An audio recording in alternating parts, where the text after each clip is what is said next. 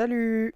Après une certaine absence sur cette chaîne, due à une flemme de faire quoi que ce soit pendant les 6 derniers mois, on se retrouve pour parler de football et de jeux. Cette vidéo sera plus une discussion que j'ai avec moi-même plutôt qu'une vidéo en chapitre avec un argumentaire clair. Bien sûr, cette vidéo est écrite.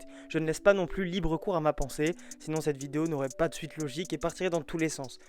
Alors, petite pause, en fait si, j'ai bien fait un chapitrage, alors plutôt rudimentaire, pas vraiment très recherché, mais il fallait bien mettre un peu d'ordre dans cette vidéo. Bon, sans plus attendre, penchons-nous sur le sujet du jour, c'est quoi bien jouer au football?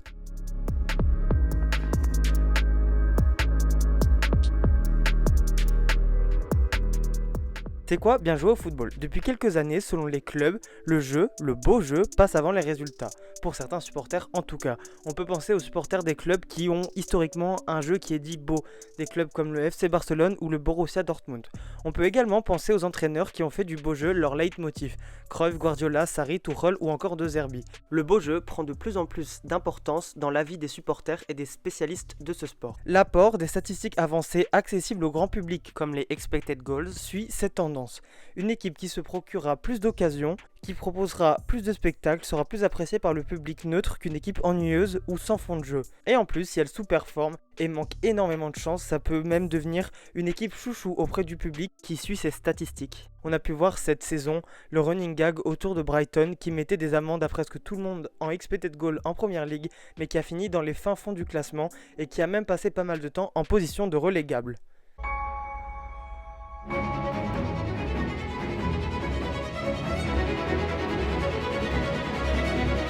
Mais avant de nous pencher sur le bon jeu, posons-nous déjà la question suivante. Est-il nécessaire de pratiquer du beau jeu pour bien jouer au football? Déjà, c'est quoi le beau jeu?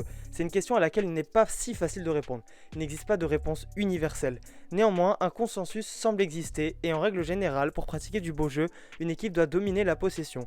Si on reprend les entraîneurs dont le beau jeu est le leitmotiv, on se rend vite compte que la possession et la maîtrise de ballon sont les principaux points communs entre ces coachs. Avoir le contrôle du ballon semble être une partie essentielle pour pratiquer du beau jeu. Ce qui semble logique, qui dit jeu dit jouer, et pour jouer au foot, il faut avoir le ballon. Néanmoins, contrôler la possession n'est pas la condition sine qua non. Au contraire, une possession stérile peut certainement amener à la pire forme de jeu qui existe, la possession en U, stérile, dans laquelle aucun décalage ne se crée et qui nécessite souvent des plans basiques tels que chercher le latéral en profondeur pour enchaîner sur des centres et tenter de marquer. C'est souvent le cas du côté d'Arsenal soit Arteta, ça a été le cas lors des périodes sombres de Lampard à Chelsea, ou c'est ce qu'on connaît depuis quelques années en équipe de France sous Deschamps face à des blocs bas. Donc, pour créer du beau jeu, il faut avoir le contrôle du ballon et savoir quoi faire de ce ballon. Et c'est là que l'entonnoir empêche la grande majorité des équipes qui ont souvent le ballon de passer dans la catégorie des équipes qui jouent bien. Savoir quoi faire du ballon est la grande question que doit se poser un entraîneur avec ses joueurs.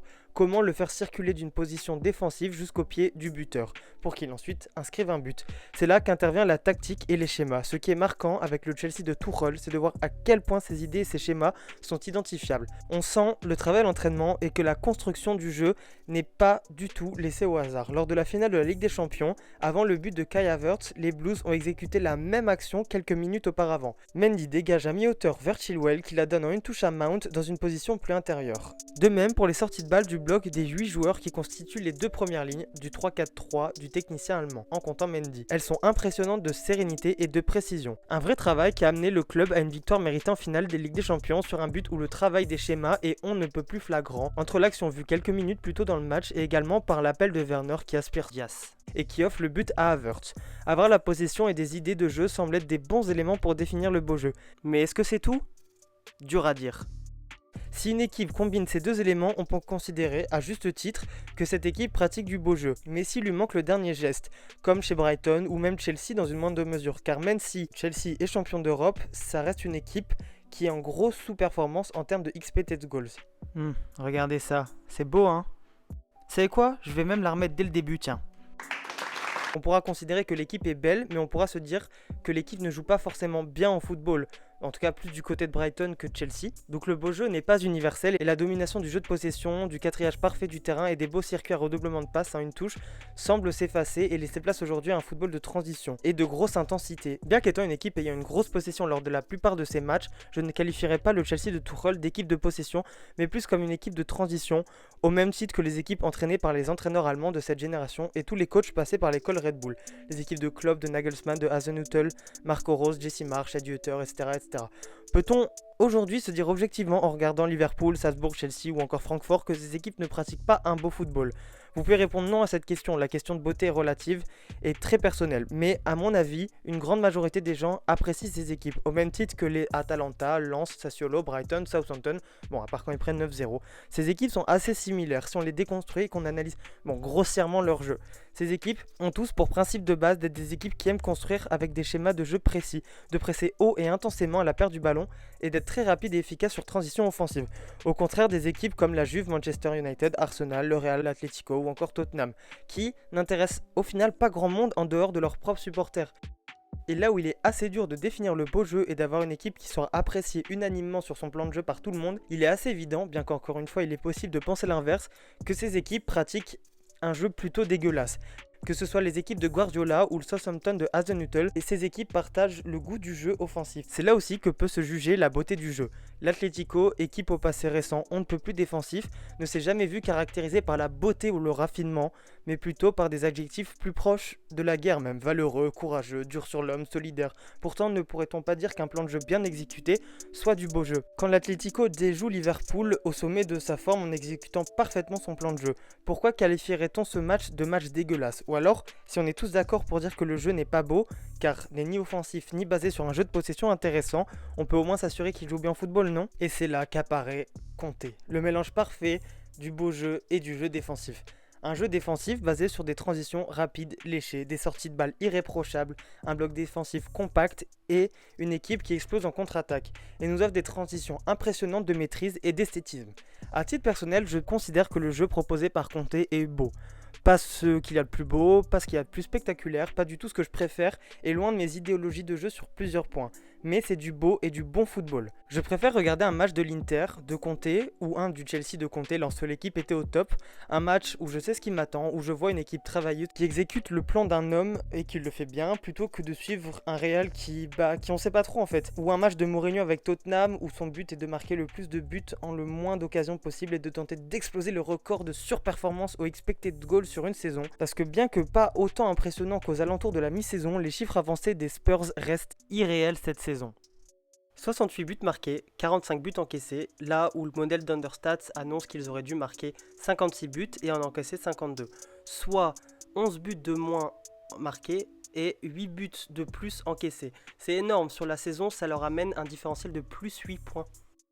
Au même titre que leurs potes Manchester United, Everton ou encore Aston Villa. Et évidemment sur les 14 premières équipes de Premier League, 13 finissent en surperformance et la seule qui est en sous-performance, c'est évidemment Chelsea avec un différentiel de moins 10 points. C'est ridicule tellement c'est énorme. Et ce qui est encore plus drôle, c'est qu'on n'a que deux équipes qui sont au-dessus des moins 10 points. C'est évidemment Brighton et c'est moins 20 points, et également Fulham et c'est moins 14 points. Si on prend le classement corrigé, Chelsea finissait 2e avec 10 points d'avance sur Liverpool, United finissait que 4e, Brighton 5e, Fulham se sauve et Tottenham ne finit que 10e.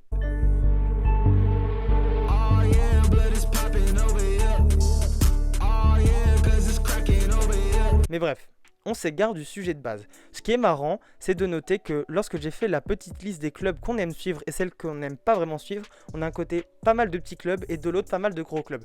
Évidemment, c'est rien d'universel, mais ça m'a arrangé un peu de prendre ces exemples-là. Et on peut voir également pour Tuchel la différence entre son PSG et ses équipes entraînées juste avant et juste après. Il y a un véritable déficit de beau jeu parmi les gros clubs et plus particulièrement parmi les clubs aux plus grosses stars.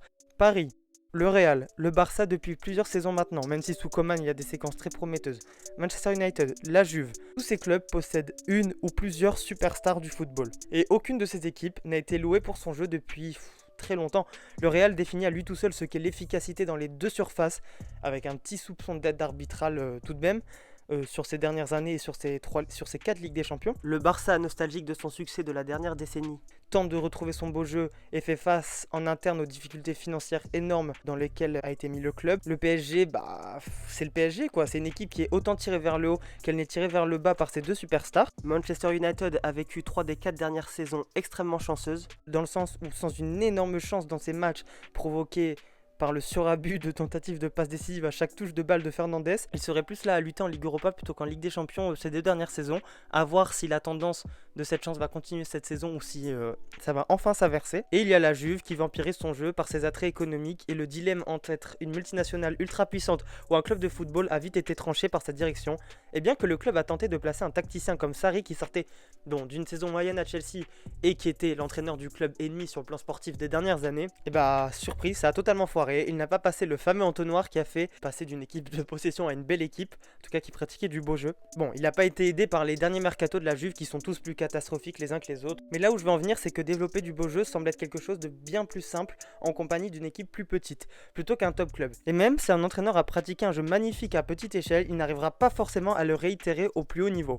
On peut reprendre les 2 exemples cités plus tôt, Tuchel mais surtout Sarri. J'y vois plusieurs explications, dont une évidente, l'ego des stars vis-à-vis du travail de l'ombre. Développer du beau jeu demande beaucoup d'efforts. Quand on voit le Chelsea de Tuchel, les 3 de devant étaient le plus souvent Werner, Mount et Havertz. Et ils redescendaient très bas pour aider leur bloc équipe lors des phases défensives. Et ils n'hésitaient pas à enclencher un énorme pressing dès la perte de balle. Et ça ne s'est jamais vu avec Mbappé.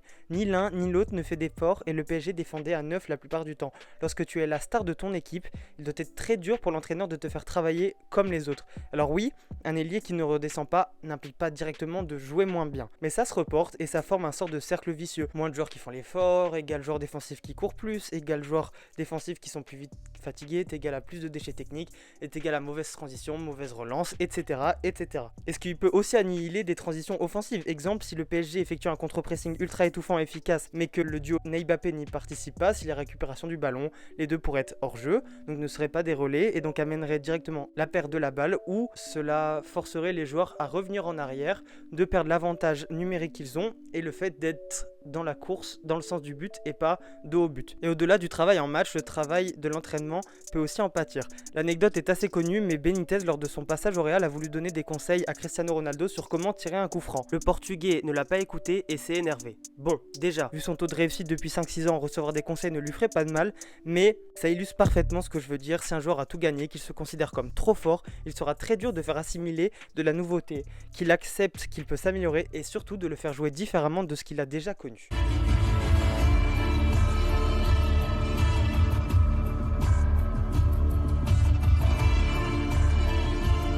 Définir le beau jeu est donc ultra personnel. Si je devais apporter ma propre définition, ce serait: le beau jeu consiste à effectuer proprement un plan de jeu clair, avoir des ambitions semi-offensives au minimum, ainsi que des circuits clairs, notamment à la relance. Bon, c'est assez clair je pense, mais je vais quand même détailler: exécuter proprement un plan de jeu clair. Si une équipe est censée jouer comme ça, il faut que cette équipe joue de la sorte et le fasse bien. Si une équipe a les meilleures idées du monde, mais qu'une passe sur 2 est ratée, évidemment ce ne sera jamais beau. Avoir des ambitions semi-offensives. Bon voilà, je n'arriverai jamais à considérer une équipe de Simeone ou de Mourinho, actuelle en tout cas bien sûr, comme pratiquant du beau football. Une équipe défensive mixte à la Conte me convient, mais c'est vraiment le minimum pour moi pour pratiquer du beau jeu. Avoir des circuits clairs, notamment à leur relance, une équipe qui cherchera systématiquement à dégager le ballon vers un pivot dès que le gardien ou un défenseur a le ballon. On peut penser à Pickford pendant l'Euro, mais tout le temps, c'est vraiment à mourir de rire à chaque fois qu'il dégage un ballon. Pour moi, une équipe comme ça ne peut pas pratiquer du beau jeu. Le beau jeu commence par derrière et par un jeu de passe concis, qui peut être assez direct, il n'y a pas de souci, mais qui doit au minimum construire. Bien sûr, cette définition est bateau. Il y a certainement 1000 équipes qui respectent ces 3 éléments et qui ne pratiquent pas du beau jeu. Par contre, au contraire, il me semble assez important qu'une équipe respecte au minimum ces 3 éléments pour pratiquer du beau jeu. Maintenant que la notion de jeu et de beau jeu est un peu plus claire, que chacun en a fait sa définition, revenons à notre question de base. Qu'est-ce que bien jouer au football ? Et donc avant ça, peut-on bien jouer au football en ne jouant pas un beau football ? Le problème de ces questions est encore une fois la non-objectivité que l'on peut amener à la réponse. Rien ne définit le bon et le beau jeu. Revenons à Simeone, on sera à peu près tous d'accord pour dire que son Atlético ne propose pas du beau jeu. Un jeu efficace, mais assez dur à regarder. Je ne connais d'ailleurs personne qui suit assidûment l'Atlético, alors que je connais des gens qui suivent régulièrement Sassuolo, Leeds ou Brighton. C'est peut-être une preuve que l'Atlético ne convainc pas grand monde pour la beauté de son jeu. Néanmoins, je ne connais évidemment pas tous les 7 milliards d'êtres humains de la Terre, et ceux que je connais ou suis, qui s'intéressent au football, partagent en grande partie mes convictions et au vu de mes goûts. Il n'est pas du tout étonnant que parmi ceux que je suis sur Twitter par exemple, aucun ne s'intéresse à l'Atlético, que ce soit des suiveurs de foot random comme moi, ou des experts ou journalistes footballistiques. D'ailleurs, j'en profite pour placer un petit SO à Bertrand Latour qui a su avoir les mots justes vis-à-vis de l'Atlético après leur élimination en Ligue des Champions. Mais bien que ce soit dégueulasse et que le monde préfère regarder sa télé éteinte qu'un match de cette équipe, mais on peut peut-être considérer que cette équipe joue bien au football.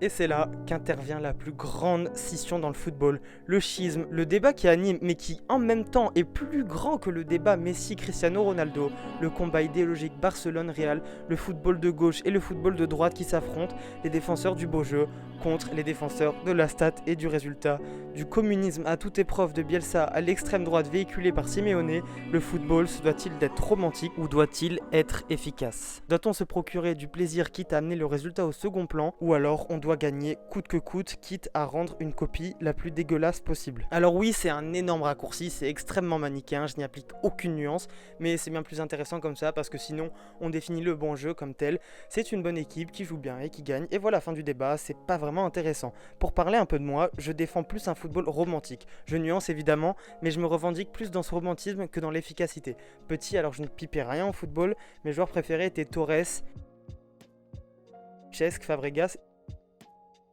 et Kaka. Je n'ai jamais été fan du jeu de CR7 et encore moins du joueur. Pour moi, le vrai Ronaldo, il est brésilien. Je suis évidemment team Messi, il n'y a aucun doute. Messi que je considère comme le meilleur joueur de l'histoire. Peut-être pas le plus grand, mais en tout cas le meilleur, et pour moi, il y a vraiment 0 débat là-dessus. Depuis 2012, mon joueur préféré est Mario Götze et les joueurs que j'ai le plus aimé provenant de la formation de Chelsea, si on ne compte pas la génération actuelle, Mount, James, etc., sont Loftus-Cheek, Musonda et Kazé Palmer. Je déteste le jeu du Real sous Zidane et j'aurais préféré 100 fois après le départ de Lampard, un Hutter ou un Hasenhüttl qu'un Allegri par exemple. Et petite dernière pour la route, les joueurs que j'ai le plus aimé suivre ces dernières années, hormis ceux déjà cités et pour parler d'un peu tous les postes, sont pêle-mêle Royce, Dybala, David Silva, Neuer, Boateng, Kimmich, Jorginho avant 2020, même si là évidemment ça va beaucoup mieux, ou encore Lewandowski et bien sûr Eden Hazard. Une présentation de mes goûts qui je pense montre plutôt un côté romantique qui aime la magie d'un geste ou d'une belle passe plutôt qu'un résultat arraché dans la douleur après un match catastrophique. Après évidemment c'est à nuancer, si Chelsea joue comme une équipe qui n'a jamais joué au football et qui laisse la terre entière sur le cul mais qui finit relégué, bon, je vais peut-être finir dans la team efficacité, mais ça risque pas d'arriver, en tout cas pas pour l'instant. Mais déjà, j'estime que l'implantation d'un jeu plus ou moins beau est nécessaire pour des projets moyen à long terme. Conte est super efficace là où il passe, mais ça ne dure jamais longtemps. Mourinho enchaîne les mandats de plus en plus catastrophiques. Depuis que la VAR corrige plus ou moins les erreurs manifestes, le Real de Zidane n'a pas gagné grand-chose et ne monte rien en Ligue des Champions depuis plusieurs saisons. Bizarre, n'est-ce pas? Je vais toujours préférer une victoire de Chelsea à une défaite. Peu importe la manière, ça y a pas de doute. Mais ma frustration après une victoire où le jeu aurait été dégueulasse sera à peine inférieure à ma frustration après une défaite où notre jeu aurait été spectaculaire. Si on prend les derniers champions d'Europe, bon, hormis le Real, tous avaient une identité de jeu très prononcée. Le Chelsea de Tuchel, le Bayern de Flick, le Liverpool de Klopp, le Barça de Valverde, le Chelsea de Di Matteo ou l'Inter de Mourinho. Alors oui, les deux dernières équipes étaient défensifs, mais les projets de jeu restaient clairs. Et de toute façon, depuis 2012, aucune équipe foncièrement défensive ne la gagne. Hormis l'énigme Real Madrid où je ne comprends pas trop ce qui se passe, si c'est une équipe offensive, défensive, neutre, j'en sais rien, j'ai même pas envie de savoir. Toutes les autres équipes ont des jeux portés sur un jeu assez mixte entre la possession et les transitions rapides, et même le Barça de Valverde. Quand on regarde le championnat le plus relevé, la Première Ligue, évidemment les 5 derniers titres sont remportés par City, Chelsea, Liverpool. 3 clubs qui pendant leur titre avaient des projets de jeu ultra définis et aucun foncièrement défensif, et même 2 qui avaient un projet particulièrement offensif avec Guardiola et City, et Klopp et Liverpool évidemment. Et donc le Chelsea de Conte qui était plutôt une équipe mixte comme son Inter. Pour se recentrer, je pense qu'il y aura 2 écoles principales à la question: doit-on jouer un beau football pour bien jouer au football? Il y a ceux qui pensent que oui, le côté romantique auquel j'adhère, en partie en tout cas, et le clan de l'efficacité pour qui le résultat définit qui joue bien. Et c'est là tout le débat, ayant gagné 3 Ligues des Champions d'affilée. Le Real Madrid version Zidane pourrait être considéré comme la meilleure équipe de l'histoire. Et à juste titre, mais ce n'est pas une opinion que je partage.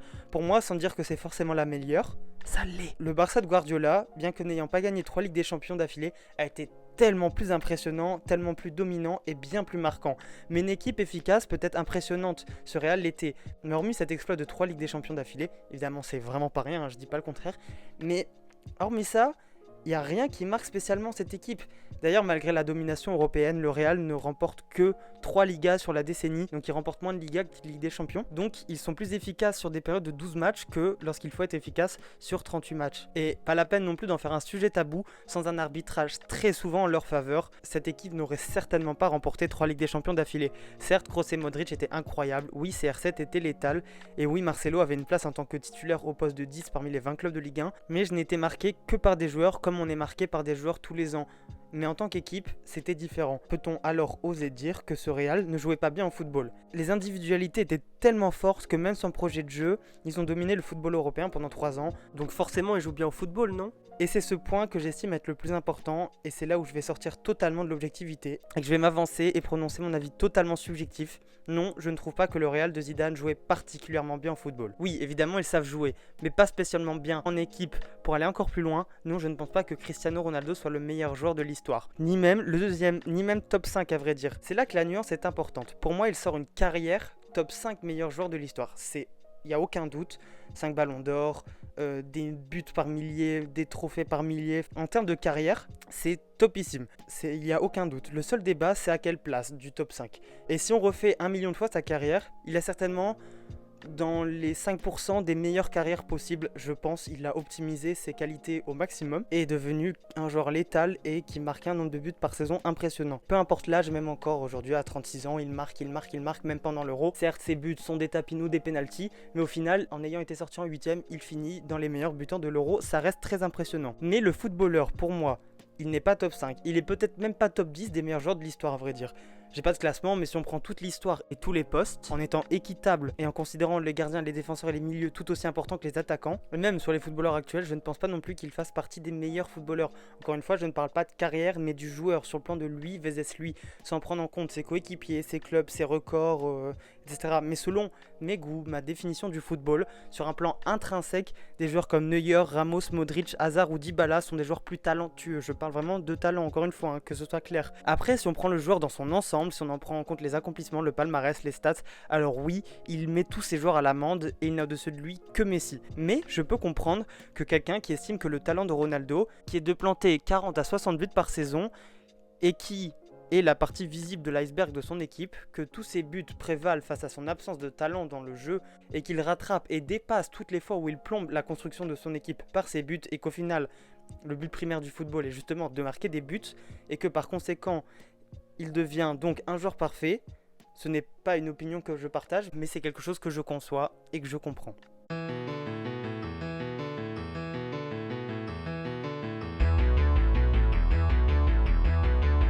Bête de titre, non ?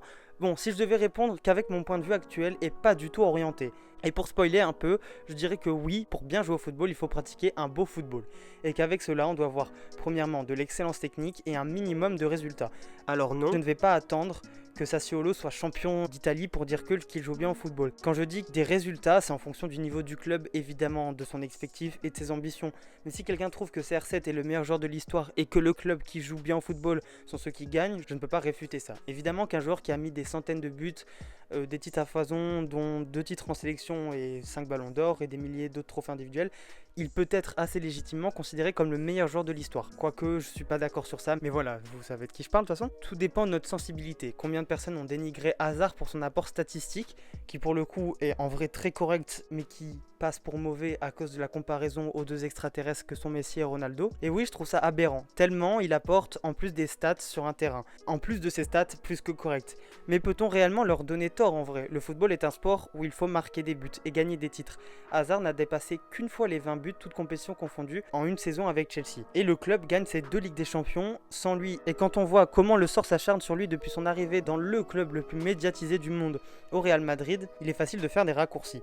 Selon comment on comprend et qu'on prend le football, forcément, les divergences de la sorte vont avoir lieu. Quand j'étais à la fac des sports, je débattais souvent pour défendre mon point de vue par rapport à Aubameyang. Joueur qui à Dortmund avait des stats impressionnantes, il n'y a pas à dire, mais ses buts étaient pour les 3/4 des tapines dans le but vide et c'est pas un mensonge. Il ratait aussi un nombre de face-à-face énorme à des moments cruciaux de match, à des 0-0 ou à des 1-0 pour l'adversaire. Il avait également des grosses lacunes techniques en termes de jeu de passe, de contrôle, de positionnement, etc. Donc qu'est-ce qui est le plus important? Qu'est-ce qu'il faut mettre le plus en avant? C'est 100 buts sur ses 119 derniers matchs au Borussia Dortmund, ou c'est face à face plus pénalty raté, ces dizaines de mauvais contrôles et mauvaises conduites de balles qui ont rendu le ballon à l'adversaire? L'apport des stats, on le sait, est devenu hyper important dans le football moderne, en tout cas aux yeux du grand public. Comme tout le monde, j'aime bien illustrer mes propagandes en parlant de buts et de passes D, quand c'est particulièrement remarquable. Mais je trouve que l'apport des stats de base dans les débats dénature trop le jeu, et l'apport d'un joueur sur un terrain qui est là pour que d'autres puissent faire des stats est beaucoup trop dénigré. Il peut même y avoir des cas contraires. Quand on parle des stats extrêmement impressionnantes de Messi, c'est évidemment pour lui faire honneur, mais j'ai limite tendance à penser que c'est au contraire ne pas assez rendre honneur à tout ce que fait Messi sur un terrain, de le, entre 1 milliard de guillemets, limiter à ses stats. En soi, je suis un fervent défenseur des stats, mais quand elles sont avancées, pas juste l'apport des buts et des passes décisives, évidemment. Et je ne parle pas non plus de possession, de nombre de passes réussies, etc. Je parle plus des expected goals, des progressing passes, des expected assists, pour les gardiens des post-shot expected goals, etc., etc. Après, relativisons, je ne suis pas toujours d'accord avec le chacun son point de vue. Il ne faut pas déconner, quant à ma fac, après le Chelsea-Barcelone en 8ème de finale, sous Conte il y a quelques années, ou des grands spécialistes du football qui avaient vu leur premier match de Chelsea depuis des années, qui viennent te dire que Willian est un joueur exceptionnel, ça je peux pas l'accepter. Oh shit, oh shit, oh shit, oh shit, oh shit, Néo, on veut s'enrichir. La grande majorité des suiveurs de foot ne suivent exclusivement que du football professionnel, j'en fais partie, et ces joueurs savent tous faire un contrôle et une passe, et encore. Mais ils savent tous jouer au football.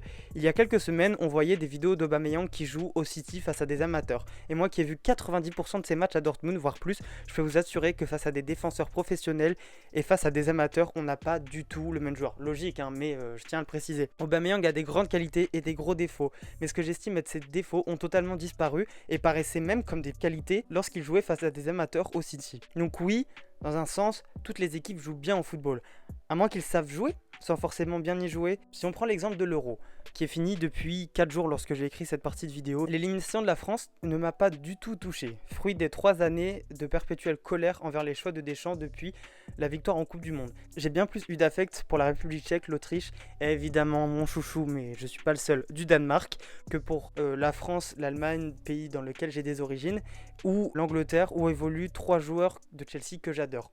La seule élimination qui m'a touché est donc celle du Danemark. Et donc, comme je disais, j'étais pas le seul qui ressentait ce genre de choses pendant l'Euro. On peut voir une forme de lassitude à suivre les équipes qui ne produisent rien, surtout face à l'augmentation année après année du nombre de matchs à suivre pendant une saison. Et que d'autant plus désormais, pendant je ne sais pas combien de semaines par an, il est possible de suivre au minimum un match par jour entre les championnats le week-end, les coupes d'Europe du mardi au jeudi et les matchs en retard et en avance le lundi et le vendredi, ça devient un petit peu n'importe quoi. Autant que pour le talent des joueurs, il est dur de déterminer quelle équipe joue bien au football et quelle équipe joue mal au football, vous l'aurez compris. Prenons un cas concret. Parlons du LOSC cette saison. Étant habitant de la métropole lilloise, j'étais on ne peut plus heureux de les voir gagner un titre de Ligue 1. Pour moi, cette équipe jouait très bien son football, le plan de jeu était précis, une équipe solide qui ne concède très peu d'occasions et qui en marquait très peu également. Mais je pense qu'on ne peut pas dire grand chose de ce qu'a réalisé Christophe Galtier et le LOSC pendant cette saison. Donc Galtier a mené sa saison d'une main de maître et son résultat face au gros, surtout sur la fin de championnat, ont vite rassuré les supporters que cette saison c'était pour le LOSC. On est tous d'accord pour dire que niveau beauté, par contre, le jeu de Lille, c'était pas très attractif. Efficace, mais pas très attractif. Là où j'ai le plus de facilité de dire que le LOSC jouait bien son football, là où le Real, triple champion d'Europe, ne jouait pas spécialement bien, c'est que Lille avait un projet de jeu clair et adapté à ses joueurs. Là où le Real avait parmi les meilleurs joueurs du monde.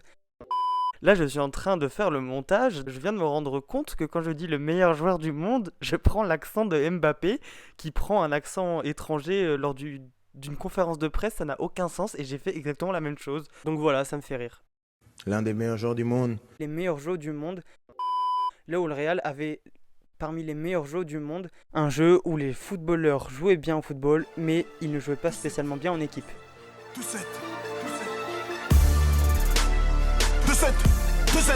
93, j'ai la recette. Je prends un bucket, Je pense que déterminer quelle équipe joue bien se résume sur 2 points, qui sont compatibles, qui peuvent être opposés, mais il est également possible de considérer les deux. Premièrement, une équipe qui joue bien peut être une équipe qui gagne, tout simplement. Si sur la longueur, Une équipe affiche une domination territoriale européenne, voire les deux, Elle joue bien. On en revient au Real, aux équipes de Guardiola, à la Juve, au Bayern, etc. etc. D'un autre côté, on peut penser que les équipes qui jouent bien au football sont celles qui pratiquent un football cohérent vis-à-vis de l'effectif que le club possède, qu'ils aient un plan de jeu également cohérent et que ce plan de jeu soit respecté et que le travail à l'entraînement soit visible sur le terrain, indépendamment des résultats. Cette équipe peut être d'un esprit défensif, on en revient à Lille, mais également au Sassuolo, Atalanta, Brighton, etc. Entre ces deux solutions, je suis plus partisan de la deuxième. Vous l'aurez compris, carrément même. Mais je nuancerai même en disant qu'une équipe comme Lille pratique bien son football au-delà de bien jouer au football. Car cette équipe ne produisait pas un jeu que je considérais comme assez séduisant pour que je puisse affirmer que oui, cette équipe joue bien au football. Donc doit-on jouer un beau football pour bien jouer au football ?